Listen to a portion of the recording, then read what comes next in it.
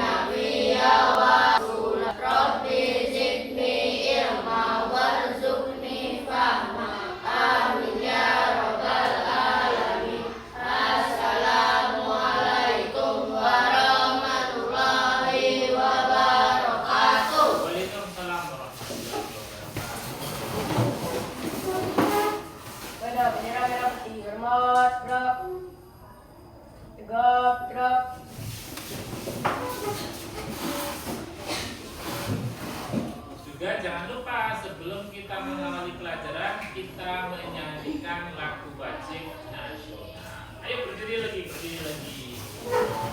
Dirijen, kita dirijennya.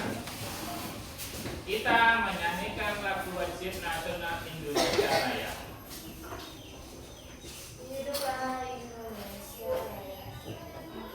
Indonesia tanah airku, tertumpah darahku. Di sanalah aku berdiri, jadi pandu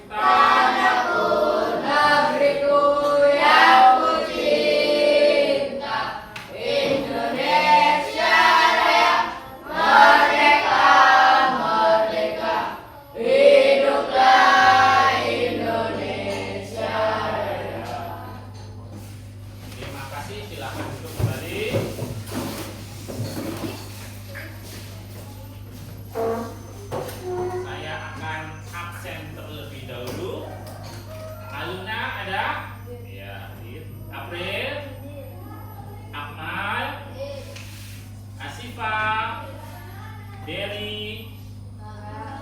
Ada yang tahu kenapa dengan Derry?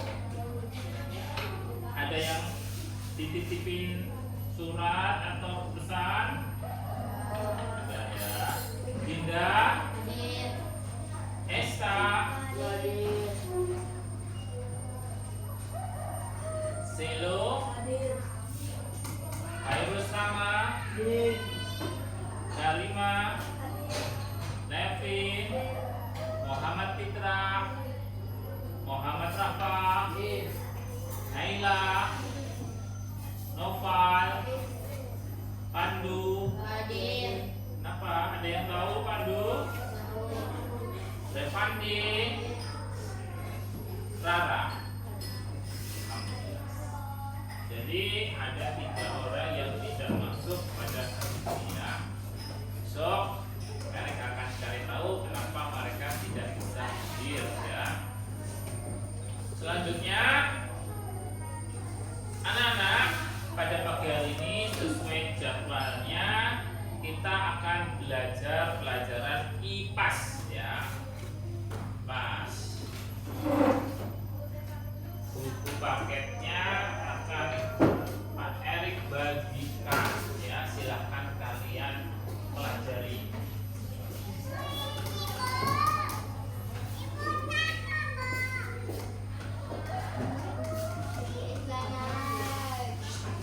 Silahkan dibuka di bab 2 halaman 45. Dibuka.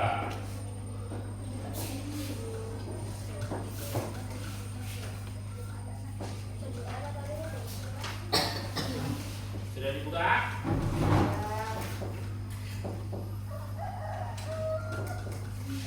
Biar lebih jelasnya lagi, kita buka aja dari awal. Buka halaman 34 ya, 34 ya. 34. Sudah? Sudah.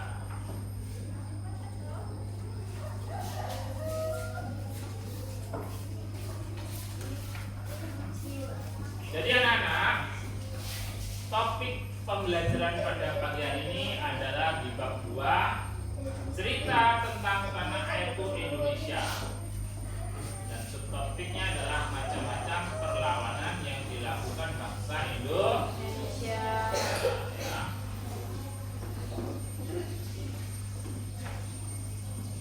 Pak Erik memiliki sebuah gambar di depan.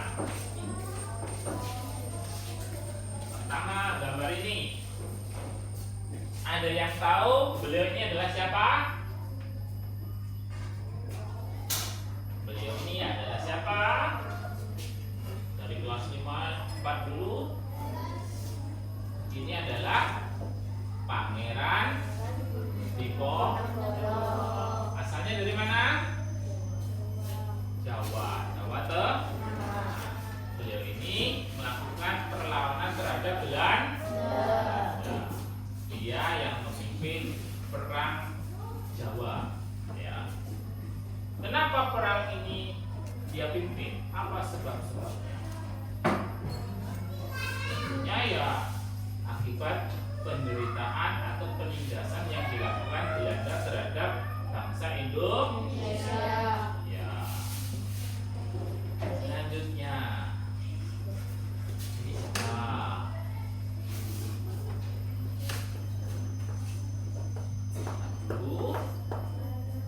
Kalian harus banyak literasi membaca ini.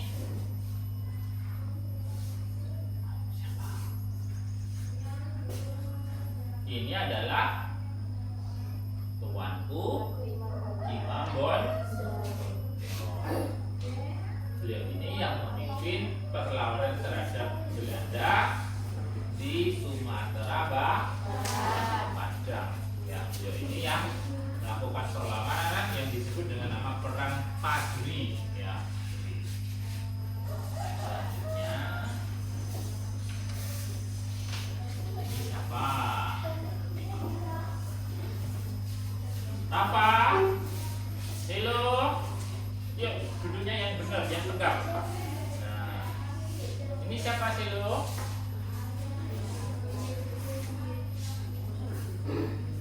Apa? Kalau zaman Pak Erik dulu ini di uang 1000 ya. Uangnya masih ada kan? Seperti ini. Nah, uang 1000 ini biasanya ada tulisannya di dalam uang 1000. Siapa? Ayo. Ada yang tahu ini siapa namanya? Ya, dapat uang 1000. Ayo diintip siapa namanya? Ini bukan ini. Yang 1000 yang lama. Ah, yang pakai golok. Tak kasih bocoran dari Maluku. Iya, Pati. Kapiten Pati. Ada yang nyebutnya Thomas Matrilesi. Ya.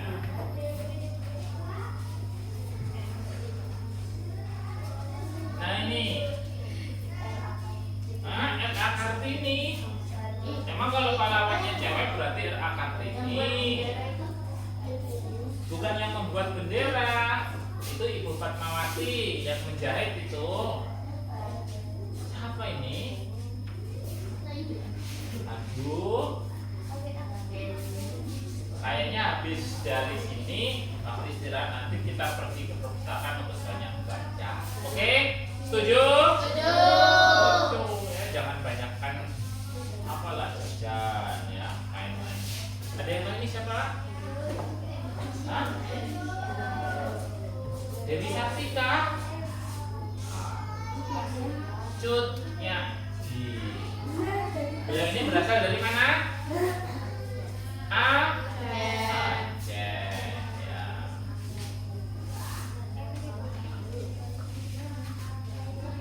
Terakhir,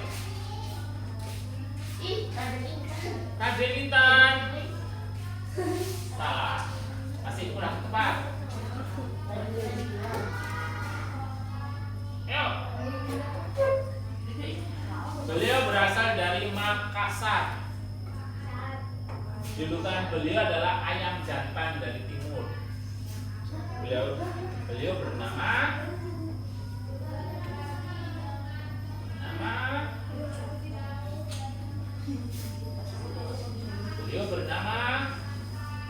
Sultan Hasanuddin. Ya, selesai. Nah, untuk lebih jelasnya saya akan bagikan ini. Ya, kalian lihat. Ya, kalian lihat. Kalian pandangi.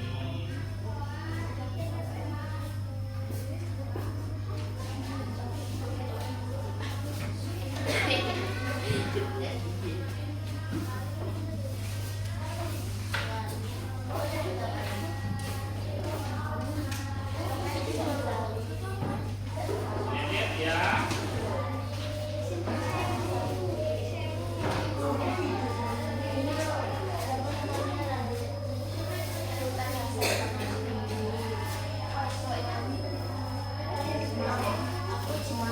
Sudah? Sudah ya. Nah, sekarang Erik akan bertanya kepada kalian semua. Kita sebagai bangsa Indonesia itu pernah dijajah oleh bangsa Barat maupun bangsa Asia. Saya tanya lagi, bangsa Baratnya apa saja? Belanda. Selain Belanda, siapa lagi? Ayo, selain Belanda. Tunjuk tangan. Aluna? Inggris. Siapa lagi? Portugis atau Portugal. Siapa lagi? Bangsa Barat dulu. Perancis. Terus yang terakhir? Spanyol. Ya. Belanda, Portugis, Spanyol, Perancis, Inggris. Ada 5 ya. Ini yang disebut bangsa Barat atau bangsa dari benua Eropa. Nah, kalau bangsa Asia yang pernah yang menjajah bangsa Indonesia adalah bangsa Jepang ya. Jadi jangan salah paham, jangan keliru terus. Bangsa Barat yang menjajah bangsa Indonesia adalah Jepang. Nah, Jepang itu bukan bangsa Barat tetapi bangsa Asia atau bangsa Timur.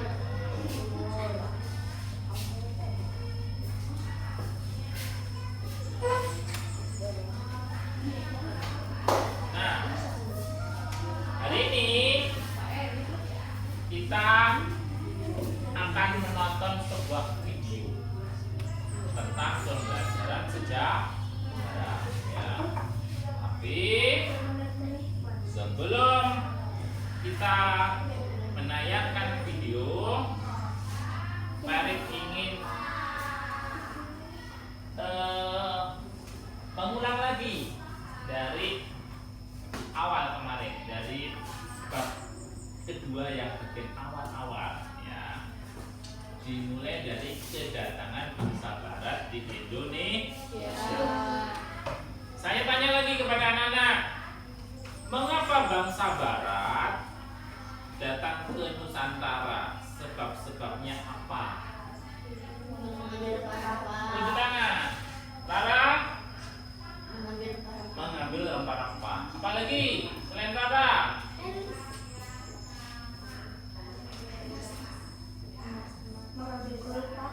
Ya, gold atau emas. Apalagi? Nah, mereka datangnya dari negaranya sana ke Indonesia itu pakai apa? Kapal gede ya. Apalah layar ya. Mereka pada awalnya niatnya berdagang dan disambut baik oleh penduduk bangsa Indonesia. Jual dan membeli rempah-rempah. Mengapa rempah-rempah itu sangat berharga bagi bangsa mereka? Saya tanya lagi, rempah-rempah itu apa saja? Tunjuk tangan, nggak usah takut. 1. Rempah-rempah.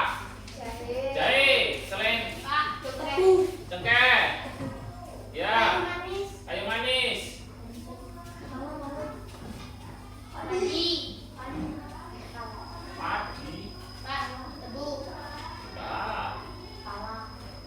Pala. Apa lagi? Hah? Bandung. Kamu gak usah jauh-jauh, tengoklah bumbu-bumbu dapur yang sering dimasakin oleh orang tua kalian. Cabai, bawang,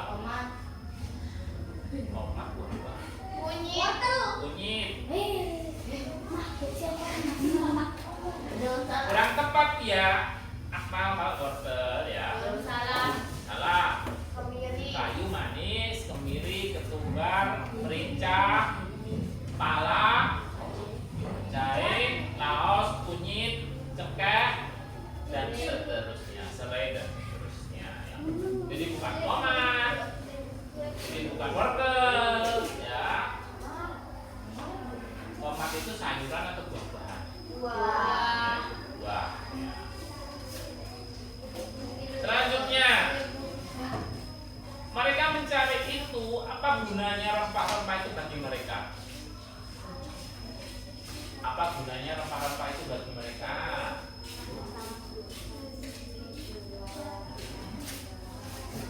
Mengapa? Selain dijual, kan yang membeli kan sesama bangsa Eropa sendiri. Terus mau diapain kalau mereka sudah dapat? Sakit. Apalagi untuk penyedap makanan. Jadi kalau mau diceritakan akan panjang sekali, tapi nggak apa-apa, saya ambil seculik ya, singkatnya ya, sesingkat-singkatnya. Jadi itu akar ya, fisik ya. Jadi semuanya itu bermula ketika terjadi perang salib ya. Ketika orang-orang Eropa sana berperang dengan kekhalifahan Turki Utsmani untuk memperebutkan Yerusalem atau Palestina. Ketika orang-orang Eropa datang ke wilayah timur, Timur Tengah, nah, mereka bersinggungan dengan kuliner-kuliner dari bangsa Asia, bangsa Timur. Apalagi kuliner dari India kaya dengan rempah-rempah. Ternyata makanan yang dikasih rempah-rempah itu enak dan seterusnya. Ketika perang salib selesai, mereka kembali lagi ke negara asalnya. Mereka makan makanan yang ada di sana rasanya hambar, betul? Betul. Roti rasanya hambar, ya kayak murah dan seterusnya. Akhirnya mereka kangen tuh kan rempah-rempah itu. Dan setelah selain kaya dengan cita rasa, rempah-rempah itu sangat bermanfaat sekali untuk kesehatan. Jadi pernah Pak Erik ceritakan bahwa pada suatu masa rempah-rempah itu lebih mahal daripada emas. Kenapa mahal? Kenapa rempah-rempah itu lebih mahal daripada emas? Ada yang tahu? Ayo, kemarin juga Pak Erik singgung. Ayo. Berkaitan dengan wabah penyakit. Oh, penyakit. Ya. Ada yang tahu? Ya, Rara. Apa? Kenapa rempah-rempah itu lebih mahal daripada emas pada waktu itu? Lupa? Ada yang tahu? Saya ceritakan ya. Jadi alkisah di negara Eropa ini terjadi bencana wabah penyakit wabah hitam, black horse ya. Ceritanya itu kalau dia demam pagi, sorenya mesti mati. Pagi demam, sorenya mati. Dan itu juga disebabkan karena penyakit dari kutu dari tikus, penyakit pes itu salah satunya. Jadi jangan salah sangka ya, selama ini yang kita anggap bahwa orang-orang Eropa itu peradabannya tinggi, orangnya bersih-bersih dan seterusnya. Pada zaman dahulu orang-orang Eropa itu kalau mandi itu kadang sebulan sekali, bahkan ada yang setahun sekali. Bahkan ada juga seorang putri kerajaan tidak pernah mengganti celana dalamnya selama seumur hidup. Ini pernah kejadian ya. Silakan kamu cari di internet. Terus ditambah dengan sanitasi, ya sanitasi, drainasi, pembuangan. Jadi mereka itu BAB di rumahnya kan tinggi ya. Kastil, istana atau bertingkat, mereka taruh di ember dan mereka lempar di jalan. Pembuangannya di jalan. Di jalan itu banyak sekali dengan kuman. Akhirnya terjadilah wabah penyakit. Dan wabah penyakit itu bisa disembuhkan dengan salah satu rempah-rempah yang dimiliki Indonesia. Ya. Apa itu? Buah pala, ya kan? Bahkan juga penyakit malaria juga disembuhkan melalui rempah-rempah, yaitu disebut adalah buah kina, ya. Buah kina itu untuk obat penyakit malaria. Jadi pernah suatu zaman rempah-rempah itu harganya lebih mahal daripada emas. Akhirnya mereka berbondong-bondonglah ke Nusantara. Mereka pertama disambut baik, ya. Akhirnya mereka kembali lagi ke negaranya membawa hasil beli dari Indonesia rempah-rempah. Dan ada juga yang sombong, karena sombong dan congkak mereka diusir dari Nusantara. Siapa pelaut dari Belanda yang diusir oleh bangsa Indonesia di Banten karena kesombongannya? Orang Belanda yang pertama kali menginjakkan kakinya di Nusantara, tepatnya di Banten, bernama Cornelis de Houtman. Ya, karena kesombongannya dia diusir dari Banten. Betul. Nah, ketika ada yang mereka baik, disambut dengan baik oleh warga sekitar penduduk setempat, ternyata ada udang di balik Lalu. batu. Ada apa artinya? Ada niat terselubung di dalamnya. Ternyata mereka ingin melakukan monopoli perdagangan. Ya.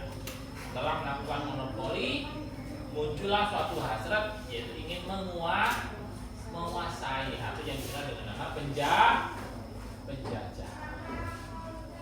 Makanya kemarin tujuan dari penjajahan kuno atau imperialisme kuno adalah 3G, 3G. G yang pertama apa? Kemarin Selo, kamu tadi bilang apa? Gold. Apa artinya? Emas, mencari kekayaan.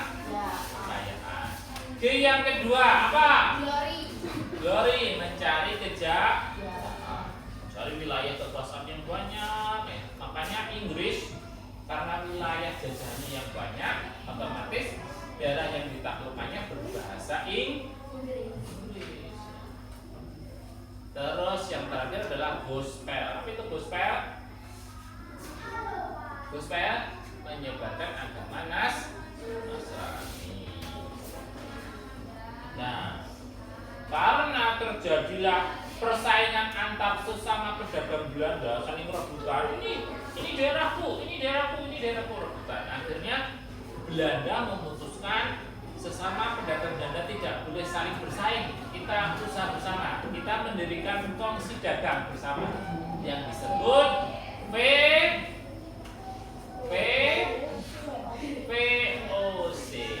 Silakan dibaca itu. Apa itu VOC? Halaman VOC halaman 38.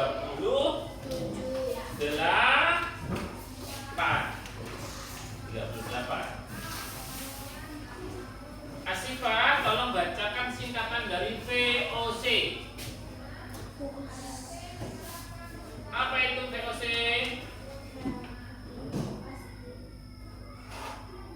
Yang keras. Verenigd Ostindische Compagnie. Ya.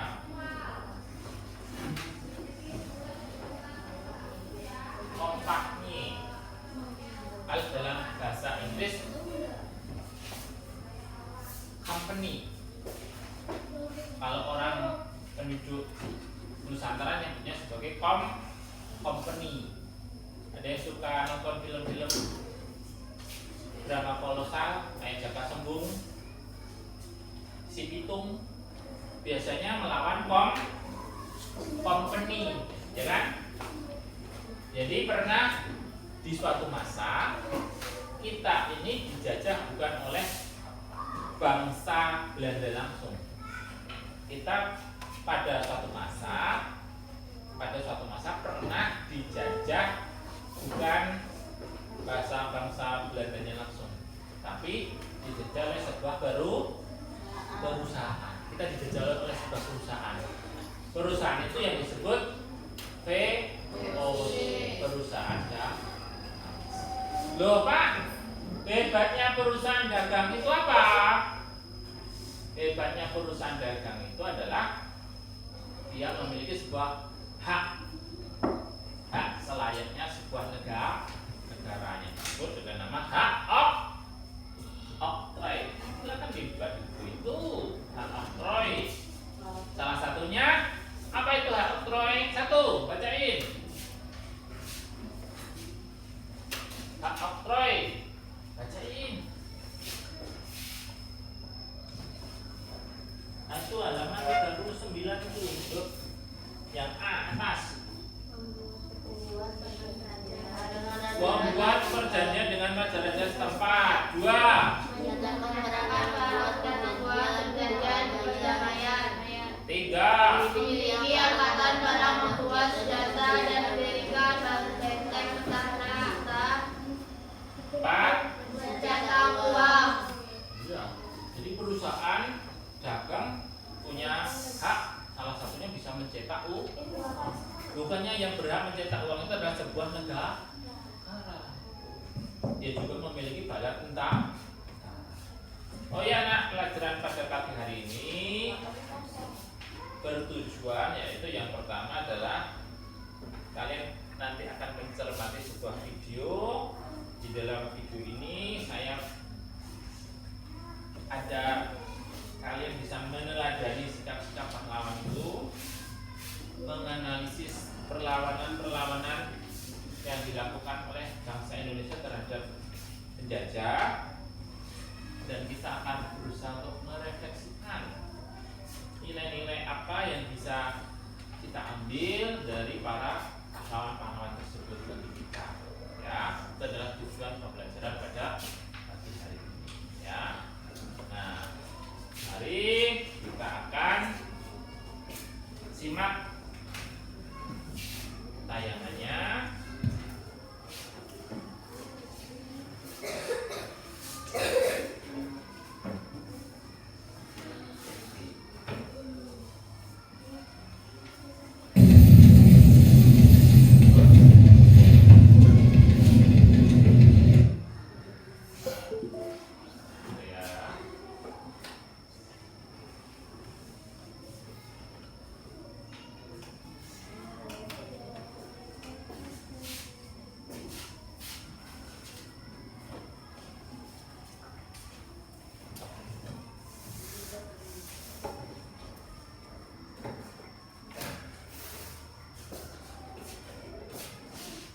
Ya, kita mulai.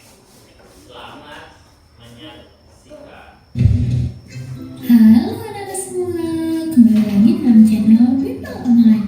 Bagaimana kabar kalian semua? Semoga dimanapun kalian berada, kalian selalu sehat, tetap ceria, dan tentunya tambah semangat lagi belajarnya. Nah anak-anak, sebelum kita lanjut ke video pembelajaran kita kali ini, jangan lupa di-subscribe dulu ya, agar anak-anak tidak ketinggalan akan video-video terbaru dari channel Bimbel Online. Anak-anak semua, di video pembelajaran kita kali ini, kita akan sama-sama membahas dan mempelajari mata pelajaran IPAS untuk kelas 6 Sekolah Dasar Kurikulum Merdeka. Nah, anak-anak semua, kita akan sama-sama belajar di bab 2, cerita tentang Indonesia kita. Kita akan belajar di bagian topik A, yaitu kedatangan bangsa-bangsa asing di Indonesia. Nah, anak-anak semua, ini ada di halaman 25 sampai 33 di buku kalian. Nah, sekarang apakah anak-anak sudah siap? Kalau sudah siap, yuk kita langsung saja mulai pembahasannya. Perhatikan baik-baik ya. Yuk, langsung saja kita mulai ya di bab 2, cerita tentang Indonesia kita. Anak-anak semua, teman kita yaitu Mia, Dara, dan Aga sedang melihat foto pada dinding museum. Sungguh menarik cerita yang ada dalam gambar ini. Inilah cerita tentang Indonesia kita yang menjadi kebanggaan sejak zaman nenek moyang kita. Nah, anak-anak semua, ada cerita perjuangan bangsa Indonesia melawan penjajah. Juga cerita perjuangan meraih kemerdekaan. Seperti apa ya cerita Indonesia kita? Kemudian bagaimana perjuangan bangsa kita? Yuk kita pelajari bersama di bab ini. Nah, anak-anak semua, adapun tujuan pembelajaran kita di bab 2 ini yang pertama, anak-anak dapat mengenal sejarah, baik tokoh maupun periodisasinya di Indonesia, serta menghubungkan dengan konteks kehidupan saat ini. Yang kedua, anak-anak dapat menceritakan kembali bagaimana perjuangan bangsa Indonesia melawan imperialisme dan mencapai kemerdekaan.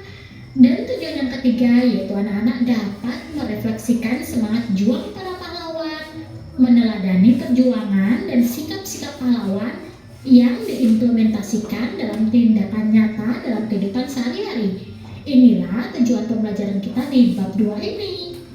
Nah, sedangkan tujuan pembelajaran kita di topik A kali ini anak-anak, yang pertama, anak-anak dapat mengenal sejarah kedatangan bangsa-bangsa asing ke Indonesia, baik tokoh maupun periodisasinya. Yang kedua, anak-anak mampu menceritakan kembali sejarah kedatangan bangsa-bangsa asing ke Indonesia. Nah, inilah tujuan pembelajaran kita di topik A kali ini. Yuk kita mulai di bagian topik A. Nah, di sini ada beberapa pertanyaan esensial yang wajib kalian jawab. Untuk itu yuk kakak akan bantu menjawabnya ya. Kita mulai dari pertanyaan yang nomor 1. maksud kedatangan bangsa-bangsa asing ke wilayah Indonesia? Nah, jawabannya, bangsa Eropa melakukan pelayaran menggunakan kapal sampai ke Kepulauan Nusantara untuk melakukan perdagangan dan mencari rempah-rempah, yaitu bangsa Portugis, Spanyol, Inggris, dan Belanda. Nah, anak-anak, bangsa Portugis dan Spanyol selain tujuan berdagang juga memiliki 3 tujuan utama yang dikenal dengan istilah gold, glory, dan gospel. Nomor 2, bagaimana cara bangsa-bangsa asing menguasai wilayah Indonesia? Nah, jawabannya dengan cara melakukan monopoli perdagangan, bahkan sampai melakukan penjajahan wilayah Indonesia untuk dijadikan wilayah kekuasaannya. Nomor 3, bagaimana kondisi masyarakat Indonesia setelah kedatangan bangsa-bangsa asing? Nah, jawabannya, pemerintah Belanda melakukan tindakan sewenang-wenang terhadap rakyat, seperti 1/5 tanah rakyat ditanami tanaman yang diwajibkan. Gagal panen harus ditanggung petani. Nah, bagi yang tidak punya lahan pertanian harus bekerja lebih dari 65 hari. Hal tersebut tentu saja membuat bangsa Indonesia menderita, anak-anak. Nah, anak-anak, perhatikan percakapan teman kita ya. Wah, kapal itu kira-kira mengangkut apa ya? Nah, kata pamanku itu mengangkut barang-barang. Nah, anak-anak semua, pernahkah kalian melihat warga negara asing berada di sekitar tempat tinggal kalian? Berkebangsaan apakah mereka? Nah, anak-anak, umumnya bangsa asing digunakan untuk menggambarkan masyarakat selain penduduk asli Indonesia. Berdasarkan cerita sejarah negara kita, bangsa-bangsa asing sudah bertandangan ke Indonesia sekitar abad ke-16 Masehi. Nah, pada mulanya hanya 1 atau 2, namun kemudian mereka berbondong-bondong datang ke daerah kita. Bahkan saat ini warga negara asing sering kita temui di tempat wisata atau di tempat umum lainnya. Yuk kita pelajari cerita sejarah bangsa Indonesia ya, Nana. Nah, anak semua, sejak zaman kuno, pelayaran dan perdagangan dari barat dan negeri Cina memerlukan pelabuhan sebagai tempat singgah, mengambil bekal, dan menumpuk barang. Nah, daerah Malaka merupakan daerah di Nusantara yang berkembang menjadi pusat perdagangan pada abad ke-16. Bahkan, Malaka menjadi salah satu pusat perdagangan terbesar di Asia. Di Malaka terjadi pertemuan pedagang yang berasal dari tanah Arab, Parsi, Gujarat, dan pedagang lokal dari Sumatera, Jawa, Maluku, dan kepulauan kecil di Nusantara. Nah, anak-anak, pedagang dari Nusantara terkenal dengan barang dagangannya yang berupa rempah-rempah dan hasil bumi lainnya, di mana barang tersebut sangat dibutuhkan bangsa asing yang memiliki banyak kegunaan. Nah, rempah-rempah dapat digunakan untuk mengawetkan makanan, bumbu masakan, bahkan obat-obatan. Faktor yang membuat Malaka menjadi daerah perdagangan yang terkenal salah satunya karena lintasan jalur laut daerah Nusantara sangat bergantung angin yang menentukan arah jalur navigasi. Sedangkan di Indonesia, Nana memiliki siklus di Australia yang menimbulkan musim barat dan musim timur. Hal itulah yang membuat Malaka menjadi titik tengah pertemuan antar pedagang dari Nusantara dan pedagang dari barat. Nah, inilah contoh rempah-rempah ya, Nana. Perhatikan, bisa lihat di gambar ini. Nah, bangsa-bangsa asing yaitu Eropa bahwa Malaka menjadi pusat perdagangan di Asia. Nah, mereka banyak yang berdatangan dan berdagang serta mulai melakukan penjelajahan ke pulau-pulau di Nusantara untuk mencari rempah-rempah dari daerah langsung. Nah, Nana, beberapa hasil rempah-rempah yang terkenal dari wilayah Indonesia yang dibutuhkan bangsa asing diantaranya ada vanili, lada, dan cengkeh. Nah, bangsa-bangsa Eropa yang datang ke Nusantara pada mulanya bersikap baik untuk mengambil simpati dari rakyat. Namun anak-anak, pada akhirnya mereka melakukan penindasan dan kekerasan untuk keuntungan mereka sendiri, yakni dengan melakukan namanya monopoli perdagangan. Selain menjadikan daerah di Nusantara sebagai lumbung padi, Nusantara juga dijadikan daerah kekuasaan mereka juga untuk direbut baik kerajaan yang ada di Nusantara maupun bangsa Eropa lainnya, Nana. Oleh karena itu, demi menjaga daerah kekuasaannya di Nusantara, mereka juga melakukan peperangan satu sama lain. Nah semua di bagian mari mencari tahu ini kalian akan lakukan bersama guru teman-teman kalian ya. Nah sekarang kita akan sama-sama belajar kedatangan bangsa-bangsa asing ke Nusantara. Perhatikanlah kisah berikut mengenai kedatangan bangsa-bangsa asing ke Nusantara anak-anak. Yang pertama, kedatangan bangsa Portugis. Berdasarkan cerita sejarah Indonesia, terdapat beberapa bangsa dari benua Eropa yang melakukan petualangan, pelayaran, dan penjelajahan samudra. Pelayaran pertama dilakukan oleh Portugis yang berhasil menemukan Kepulauan Nusantara sebagai daerah penghasil rempah-rempah anak-anak. Nah, awalnya bangsa Portugis datang ke Malaka untuk melakukan perdagangan. Kemudian mereka ingin menguasai jalur perdagangan di Nusantara dan menguasai daerah penghasil rempah-rempah. Oleh karena itu, Portugis mengalami berbagai perlawanan dari kerajaan Malaka yang tidak mengizinkan Portugis menguasai daerah Malaka. Namun, Portugis berhasil mengalahkan kerajaan Malaka. Sekarang ini wilayah Malaysia ya Nana, dan menyebabkan kerajaan Malaka jatuh ke tangan Portugis pada tahun 1511. Selanjutnya, Portugis membuka kerjasama dengan kerajaan-kerajaan yang ada di wilayah Nusantara untuk perdagangan rempah-rempah sampai pada akhirnya berhasil menemukan wilayah Maluku dan menguasainya hampir 1 abad lamanya anak-anak. Kemudian yang kedua yaitu kedatangan bangsa Spanyol. Nah anak-anak, bangsa Eropa yang menyusul Portugis yaitu bangsa Spanyol. Tujuan kedatangan mereka ke wilayah timur yaitu hampir sama dengan bangsa sebelumnya. Tidak hanya melakukan perdagangan rempah-rempah, tetapi bangsa Spanyol mempunyai tujuan lain yang dikenal dengan istilah gold, glory, dan gospel pada daerah yang dikunjunginya. Nah, bangsa Spanyol datang ke wilayah timur di Indonesia yaitu wilayah timur adalah daerah Tidore, Maluku. Nah, pada saat kedatangan bangsa Spanyol tersebut di Maluku sedang terjadi persaingan antara kerajaan Ternate dan kerajaan Tidore. Kerajaan Ternate anak-anak. Nah, di sini ada gold, glory, dan gospel. Gold ini artinya memburu kekayaan mencari emas, perak, bahan tambang, dan rempah-rempah. Glory memburu kejayaan, superioritas, dan kekuasaan. Sedangkan tujuan gospel adalah menjalankan tugas suci untuk menyebarkan agama. Nah, anak-anak, kerajaan Tidore mendapat dukungan dari bangsa Portugis dan kerajaan Tidore mendapat dukungan dari bangsa Spanyol. Akan tetapi, seiring berjalannya waktu, rakyat Ternate dan Tidore menyadari bahwa sebenarnya mereka dirugikan dengan kedatangan bangsa-bangsa asing yaitu dari Portugis dan Spanyol. Sehingga mereka melakukan perlawanan dan berusaha mengusir bangsa asing dari wilayahnya. Selanjutnya yaitu kedatangan bangsa Belanda. Nah, anak-anak, bangsa Belanda melakukan pelayaran dan berhasil mendarat di Banten pada tahun 1596. Kemudian Belanda melakukan pelayaran lagi sampai menemukan tujuannya, yakni daerah timur Indonesia yang terkenal dengan penghasil rempah-rempahnya.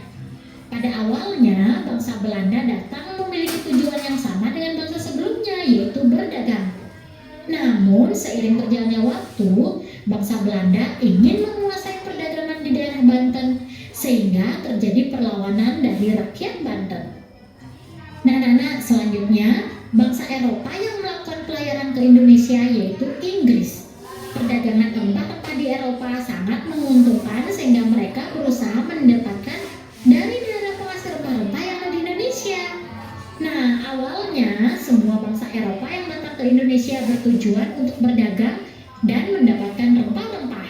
Namun, seiring perjalanan waktu, mereka menginginkan keuntungan yang lebih dengan melakukan monopoli perdagangan dan pada akhirnya melakukan penjajahan sehingga terjadi berbagai perlawanan dari rakyat Indonesia.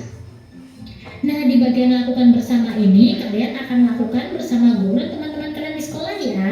Sekarang kita ke bagian mari refleksikan. Di sini ada beberapa pertanyaan yang wajib kalian jawab. Yuk kakak akan bantu ya. Kita mulai dari soal yang nomor 1. Informasi apa yang bisa kita dapatkan dari cerita kedatangan bangsa-bangsa asing ke Nusantara? Nah, ini bervariasi bervariasi ya antara anak satu dan yang satunya. Di sini kakak mencontohkan, yaitu informasi tentang tujuan kedatangan, nama bangsa, nama kapal, dan tahun kedatangan. Nomor 2, menurut kalian apa kelebihan yang dimiliki negara Indonesia? Kelebihannya yaitu memiliki kekayaan alam seperti rempah-rempah dan memiliki banyak kerajaan sehingga banyak cerita sejarah. Yang ketiga, apa saja sumber daya alam Indonesia yang menjadi incaran bangsa Eropa? Yaitu ada rempah-rempah, yaitu ada pala, lada, cengkeh, kayu manis. Nomor 4, sebagai negara penghasil rempah-rempah, menurut kalian apa potensi yang bisa dikembangkan di Indonesia? Yaitu pengolahan dan pemasaran yang bagus. Kemudian yang nomor 5, apakah tempat tinggal kalian termasuk daerah yang pernah didatangi bangsa-bangsa Eropa dan mengapa? Nah, di sini kakak mencontohkan, misalnya jika anak-anak tinggal di daerah NTT atau Nusa Tenggara Timur, jawabannya pasti iya, karena NTT salah satu daerah penghasil cendana yang banyak dibutuhkan bangsa Eropa, bangsa Barat, dan pernah didatangi bangsa Portugis dan Spanyol. Bukti beberapa warisan budaya yang masih dilakukan warga NTT seperti pesta dan dansa yang menjadi ciri khas bangsa Eropa yang masih dilakukan sampai saat ini.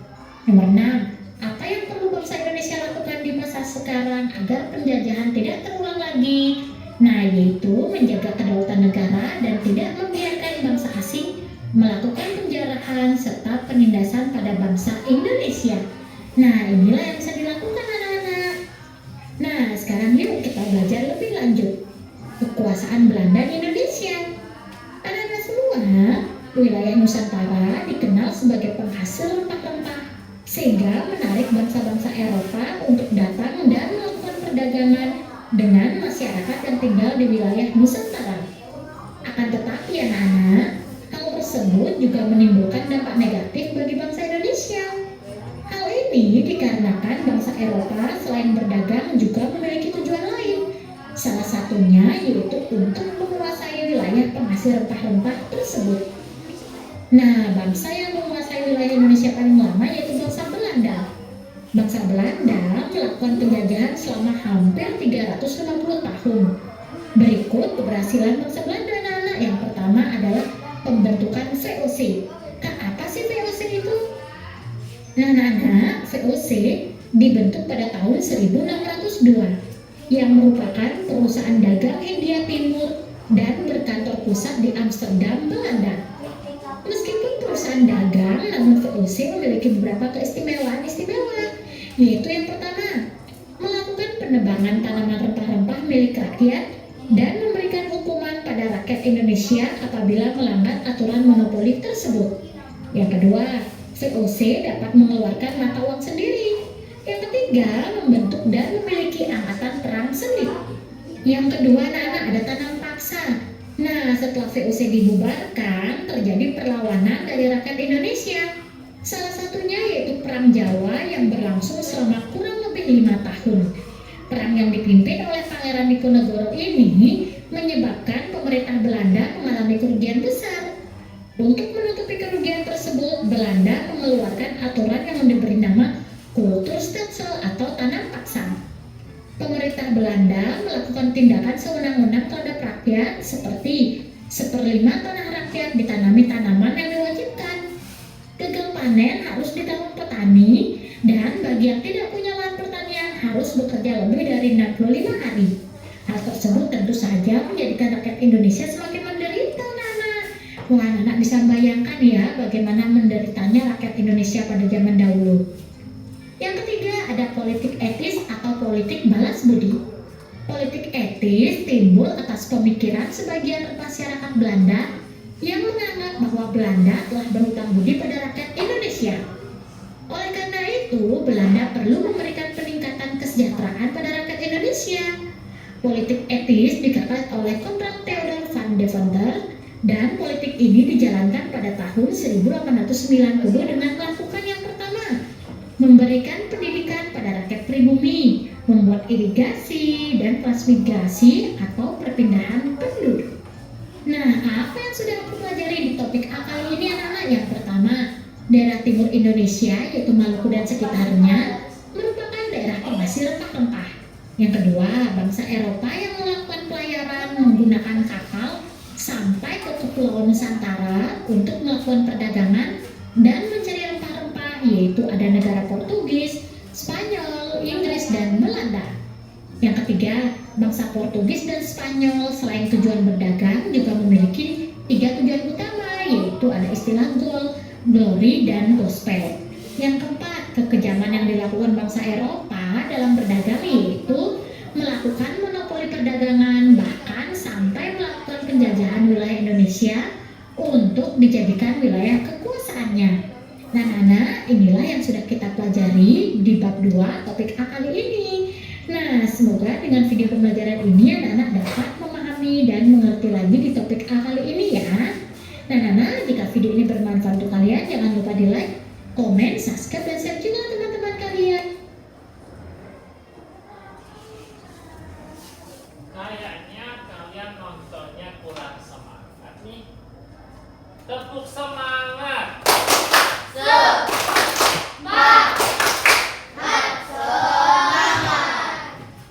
Halo Rafa, Akmal. Semalam tidur jam berapa? Jam 12. Halo. Jam 11. Kalau tidur jangan larut malam ya. Akibatnya bagaimana? Kalau belajar di sekolah betul ya. Kalau tidur jangan larut malam ya. Jam-jam 9 ya kalian sudah tidur. Jangan lupa sembahyang sholat isya. Nah, sekarang Pak Erik tanya, apa tanggapan dari video yang kalian tonton ini? Tanggapannya bagaimana? Tanggapannya gimana? Menarik atau membosankan? Hah? Alasannya kenapa? Menariknya apa? Kalau membosankannya apa? Apa Luna? Membosannya mungkin karena tidak ada ilustrasi ya, tidak ada video-video ya. Iya. Dan nanti di pertemuan berikutnya Pak Erik kasih video-video yang lebih menarik. Ada yang ingin ditanyakan tentang video yang Pak Erik tayangkan di papan tulis itu? Sebelum nanti Pak Erik akan kasih lembar kerja. Nanti lembar kerja itu silahkan kalian kerjakan secara kelompok. Nanti tak kasih waktu, nanti per kelompok kalian akan melaksanakan presentasi di depan dan didiskusikan. Ada yang ingin ditanyakan? Kalau nggak ada yang ingin ditanyakan, saya yang akan bertanya. Tadi tentang ada sistem tanam paksa ya. Nah, itu kenapa Pak Belanda tiba-tiba menerapkan sistem tanam paksa tadi? Kenapa langsung tiba-tiba melaksanakan sistem tanam paksa? Ceritanya seperti nyambung tadi, yaitu ketika bangsa Indonesia itu dijajah oleh sebuah perusahaan namanya apa tadi? VOC. Karena dijajah oleh sebuah perusahaan dan di segala penjuru pelosok tanah air itu terjadi perlawanan terhadap VOC itu tadi. Ada perlawanan yang dilakukan Pangeran Diponegoro, Kapitan Patimura, Pantu Imam Bonjol. Akhirnya VOC ini tadi mengeluarkan biaya yang cukup besar. Terus juga ada pejabat-pejabat dari VOC itu yang melakukan tindakan korupsi. Oh, ternyata korupsi itu sudah ada ya sejak zaman dulu, betul? Iya, dan jangan diwariskan ke sekarang ini ya. Akhirnya VOC itu Halo. Akhirnya VOC itu bagaimana? Bangkrut ya. Semangat loh nak, ayo semangat. Ya semangat. Gimana cara membangkitkan semangatnya? Rara, kita nyanyi yuk. Lanjut sini, Rara. Bantu Pak Erik. Ya, kita menyanyikan lagu 7 kebiasaan anak Indonesia hebat. Ya, yang bikin Rara. Kita mulai ya. Yuk. 1, 2 2, 3. Ada 7 kebiasaan anak-anak Indonesia hebat. Bangun tidur pagi, beribadah, berolahraga, makan sehat bergizi, gemar belajar, bermasyarakat, tidur cepat, beristirahat. Nah, itu tadi sih lo, kalau kamu tidur, tidurnya jangan kelamaan ya, jangan malam-malam. Makasih, beri tepuk tangan untuk Rara ya. Sampai mana tadi? Sampai mana tadi? VOC mengalami kebangkrutan. Setelah bangkrut, akhirnya pemerintah Belanda turun tangan. Akhirnya VOC digantikan langsung oleh pemerintah Hindia Belanda. Jadi Belanda langsung yang menjajah. Karena VOC bangkrut, kekurangan kas, terus juga di Eropa itu terjadi peperangan di Eropa melawan Napoleon Bonaparte. Belanda ini mengalami kekurangan kas. Akhirnya bagaimana? Imbasnya yaitu bangsa kita, bangsa Indonesia mendapatkan program yaitu sistem tanam paksa. Suruh dipaksa untuk menanam. Bangsa Indonesia yang dulunya hanya tahu tentang padi, rempah-rempah, akhirnya disuruh paksa tanaman-tanaman industri. Ada yang tahu tanaman industri itu apa saja? Teh dari mana? Teh bukan tanaman asli Indonesia, tetapi diperkenankan oleh mereka ke Indonesia.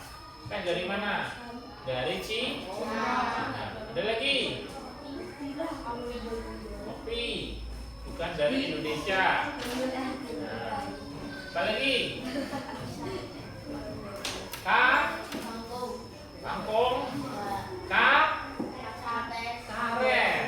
Ya, karet itu bukan tanaman asli Indonesia. Apa lagi? Oh, ya boleh. Ayo.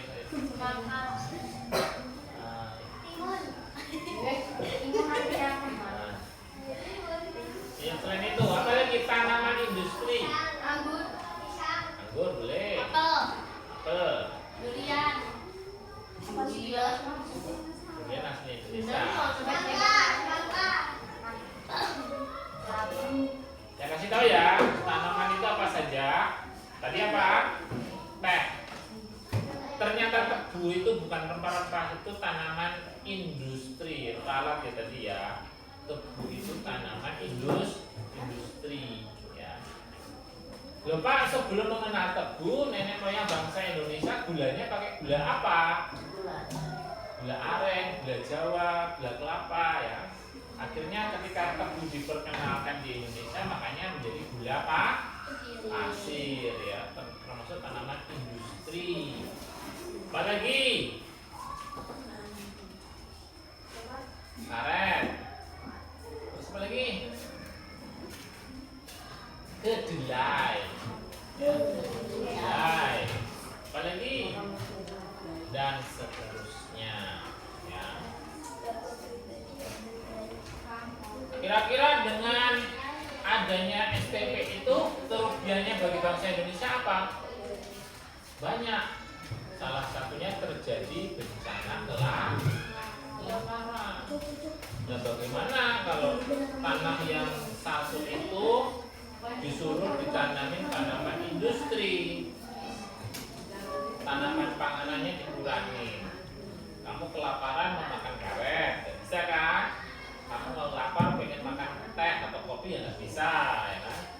Itu salah satu dampak dari adanya sistem tanam paksa. Silakan ini didiskusikan. Saya bagikan LKPD-nya. 1, 2, 4.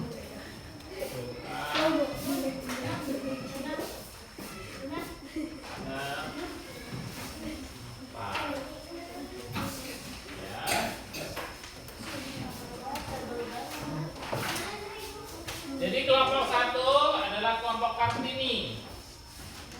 kamu menjawab soal nomor 1 di sini, ya. Kelompok 2 adalah Raden Intan. Kamu jawab soal nomor 2, ya. Terus kelompok 3 mana? Ini nanti dijawab ya. Kelompok 4 sini ya. Silakan dijawab pertanyaan. Silakan berdiskusi. Ya. Saya kasih waktu 10 menit. Kamu tulis di secari kertas, ya nanti bacakan di papan di depan.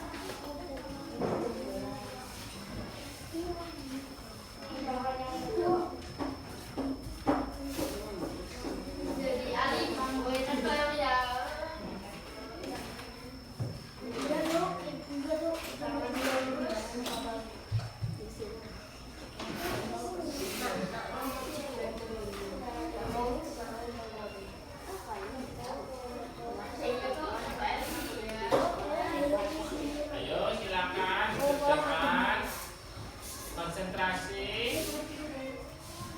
Naikin kepalanya.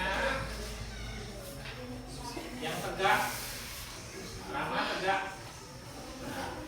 Nah, posisi duduk yang sempurna.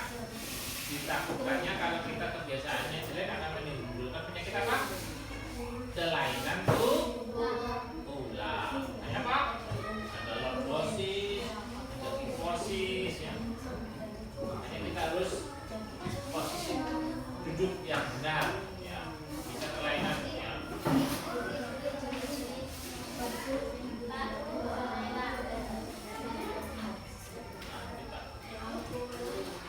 Saya tunjuk ya siapa saja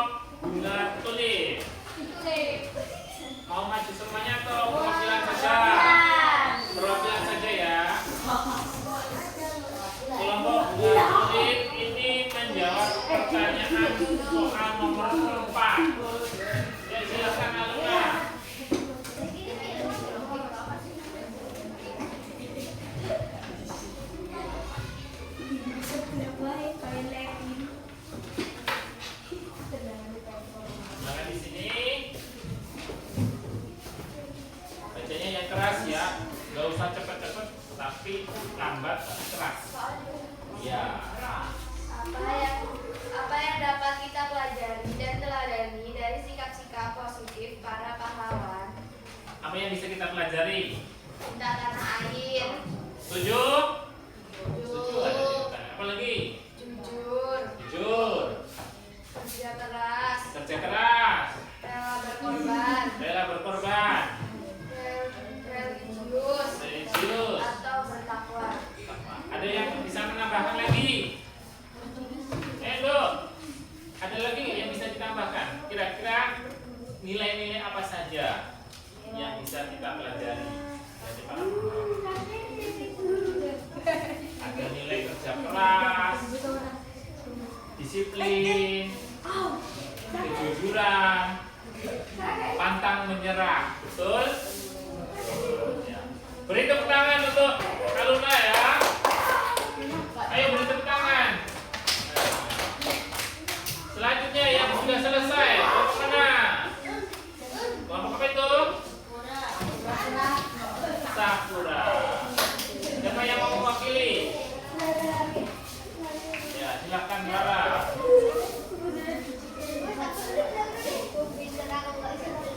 Ya, tolong diperhatikan. Jangan berisik, jangan rame. Bagaimana semangat juang para pahlawan bisa diaplikasikan dalam kehidupan sehari-hari? Diaplikasikan itu diterapkan ya. Gimana? Cinta tanah air mengibarkan bendera. Ya, cinta tanah air contohnya dengan mengibarkan bendera. Ada yang rumahnya tidak mengibarkan bendera? Semuanya mengibarkan bendera? Ya. Apa lagi? Jujur tidak mencontek dalam undangan. Jujur contohnya tidak mencontek dalam ulang. Ada yang mencontek? Selo suka nyontek? Amal. Amal. Selanjutnya apa lagi? Disiplin bisa mengundang masyarakat. Ya. Disiplin mengerjakan piket. Siapa yang tadi tidak piket? Selanjutnya apa lagi? Sudah? Ya, beri tepuk tangan. Sebenarnya masih banyak ya. Siapa yang bisa kasih contoh yang lain selain yang dibacakan temanmu tadi Rara? Sikap-sikap yang bisa, sikap-sikap dari pahlawan yang bisa diterapkan dalam kehidupan sehari-hari. Sikap pantang menyerah. Pantang menyerahnya seperti apa? Kemarin kalian tidak bisa mengerjakan soal matematika. Akhirnya pulang, belajar dengan orang tua, akhirnya bisa. Hari berikutnya masuk ke sekolah dan bisa mengerjakan soal matematika. Nah, berarti itu adalah pantang menyerah. Apa lagi yang bisa diterapkan? Apa tadi? Mandiri. Contohnya apa mandiri? Mandi sendiri. Tidak bergantung kepada Orang lain. Akmal masih bergantung pada orang lain. Masih. Kalau mandi masih dimandiin. Iya masih. Wah, malu lah. Kelompok 1, 2 sudah selesai. Sudah. Siapa duluan? Kelompok 2. Yang keras ya, Nduk.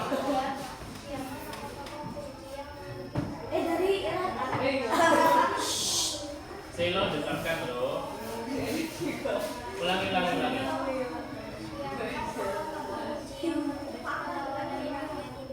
Yang memimpin perlawanan rakyat Indonesia. Pertama, Perang Jawa dipimpin oleh Pangeran Diponegoro. Apalagi Perang Padri dipimpin oleh Tuanku Imam Bonjol. Apalagi Perang Aceh dipimpin oleh Sunan dan Umar. Apalagi iya, di Maluku ada Kapiten Patimu. Beri tepuk tangan. Ada yang bisa menambahkan lain? Di Bali, Pak? Iya, ada. Ada perang apa? Ada perang Puputan, Pak. Oh, iya. Perang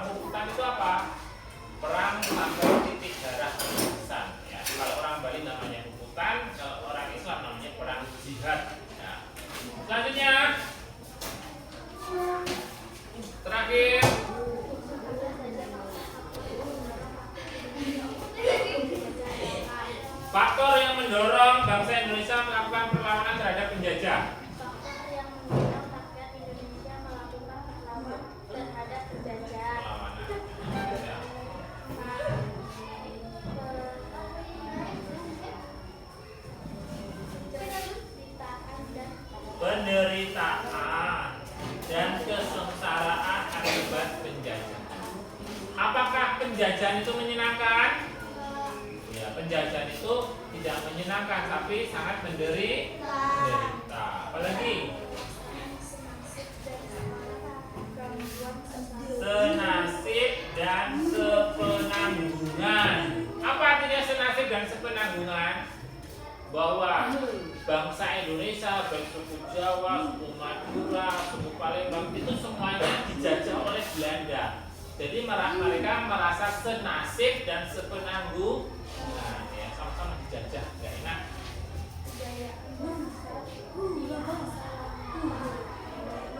Oh iya.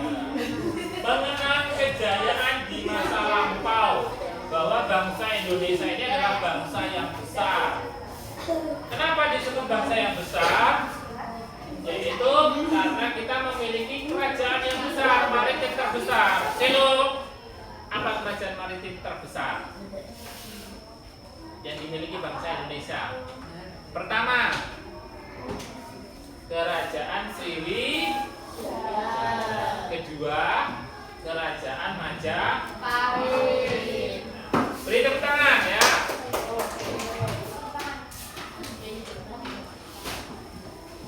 Nah, setelah kita melakukan diskusi, kita akan akhiri pelajaran pagi hari ini dengan kita melakukan refleksi, mengulas ulang apa yang kita pelajari pada pagi hari ini.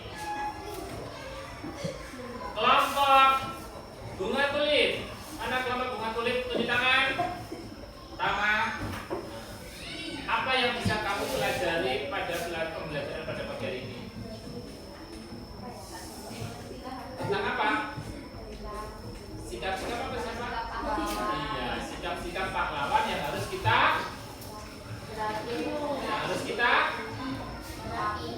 terapkan, ya, aplikasikan, ya, kita contoh. Kelompok Kartini, mana kelompok Kartini? Tunjuk tangan Pandi. Kelompok Kartini kok nggak ada loh. Apalagi yang bisa kalian petik dalam pembelajaran pada pagi hari ini?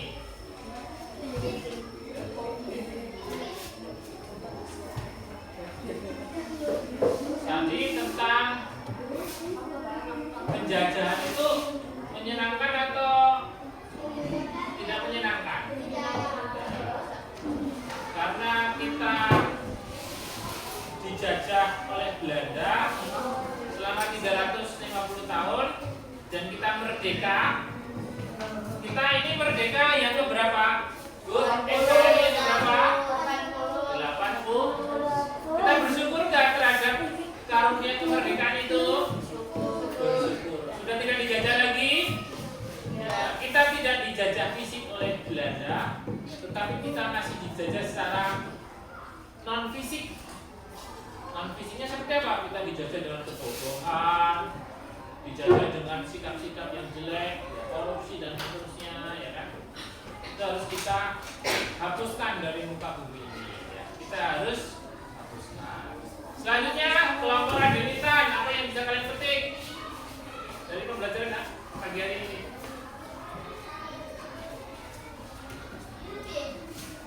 Yang ini tadi gimana?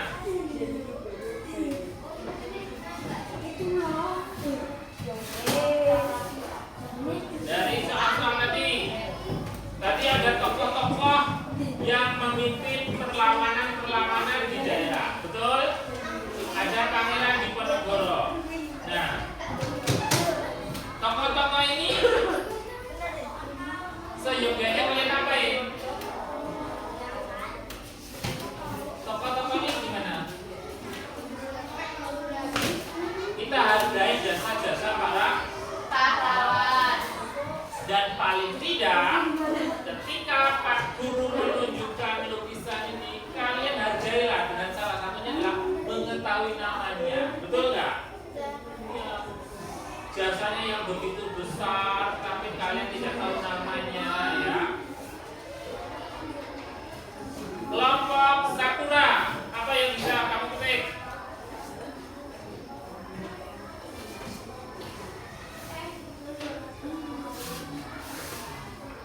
Kira-kira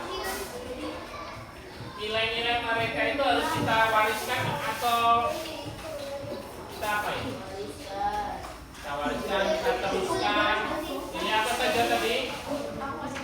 Pantang menyerah, cinta tanah, air. Mereka berkorban demi tanah air. Kita menikmatinya, menikmati dari hasil jerih payahnya. Jadi seyogyanya kita sebagai keturunan-keturunan yang terdahulu, para pahlawan terdahulu sebagai bangsa Indonesia, kita bagaimana mengisi kemerdekaan ini dengan hal-hal yang positif, yang baik. Kalau anak sekolah tidak boleh berkelahi, nggak boleh tawuran, Nggak boleh nggak boleh bolos, nggak boleh tidak boleh minum-minuman keras, narkoba, miras dan seterusnya. Tidak main HP terus ya.